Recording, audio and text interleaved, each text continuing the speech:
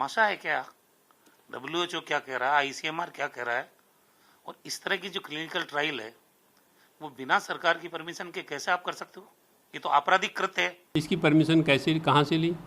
क्योंकि किट अगर इन्होंने बनाया 3 दवाओं को मिला के, जो कोरोना किट ये दिखा रहे थे टीवी पर, तो उसकी परमिशन कहाँ से ली इन्होंने?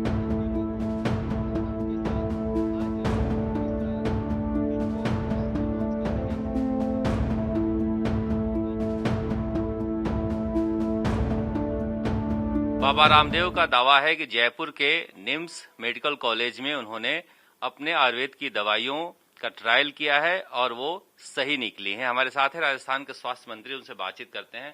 सर, ये जो ट्रायल हुई है, क्या आपके परमिशन से हुई है? कौन से पेशेंट थे, कैसे हुए हैं? क्योंकि आप ही लोग तो वहाँ पेशेंट लेकर गए थे।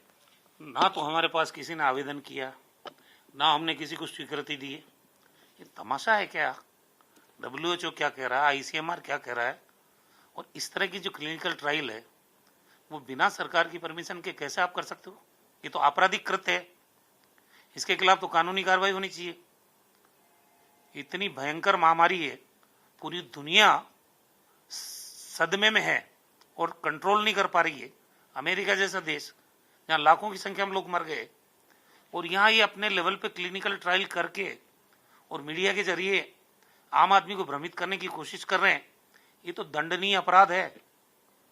हम देखेंगे जो FIR दर्ज की एक डॉक्टर ने, मैं पुलिस डिपार्टमेंट को डायरेक्शन दूंगा और ये कहूंगा कि इसका इन्वेस्टिगेशन हो।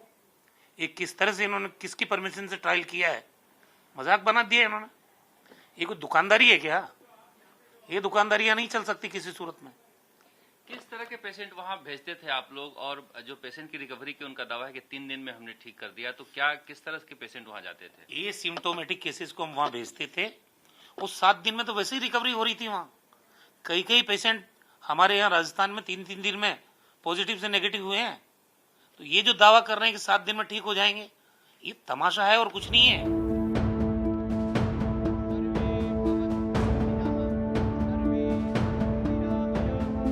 10 जून को पतंजलि ने ये 2-3 प्रोडक्ट के लिए एप्लीकेशन हमारे कार्यालय में दी, और इसके बाद हमने इसको पैनल में रखा। पैनल ने इसका परीक्षण किया। पैनल परीक्षण होने के बाद 12 जून को हमने इनको लाइसेंस जारी किया।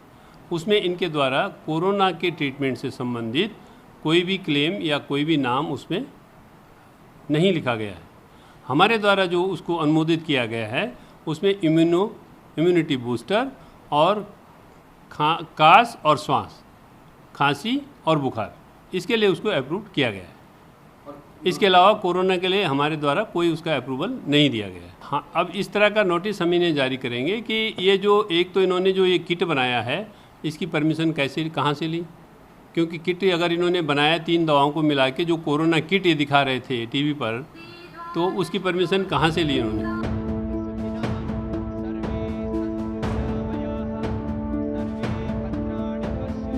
रामदेव ने कोरोना की दवाई बनाने का दावा किया है, तो आयुष मंत्रालय ने उस पर सवाल खड़े किए हैं। बात करने के लिए हमारे साथ मौजूद हैं आयुष मंत्रालय में मंत्री श्रीपद नायक जी।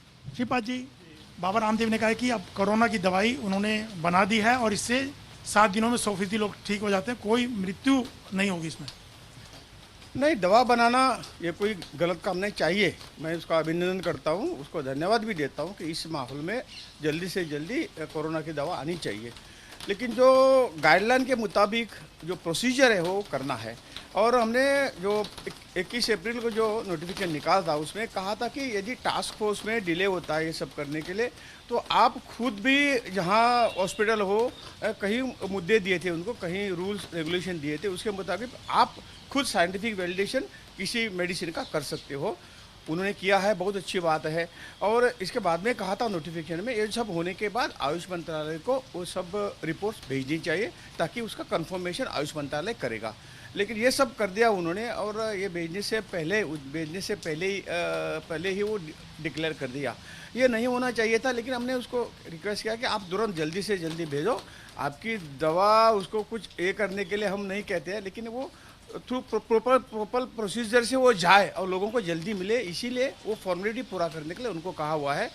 उन्होंने कल पूरी रिपोर्ट भेजी है आज वो रिपोर्ट हम देखेंगे, टास्क फोर्स को भेज के उसका कंफर्मेशन बाद में उनको दे देंगे। लेकिन प्रॉपर गाइडलाइंस का, प्रोटोकॉल का उन्होंने पालन नहीं किया। पालन करना चाहिए था, वो भेजा नहीं, इसलिए कल ही तुरंत बाद में बोलने के बाद उन्होंने भेज दिया है।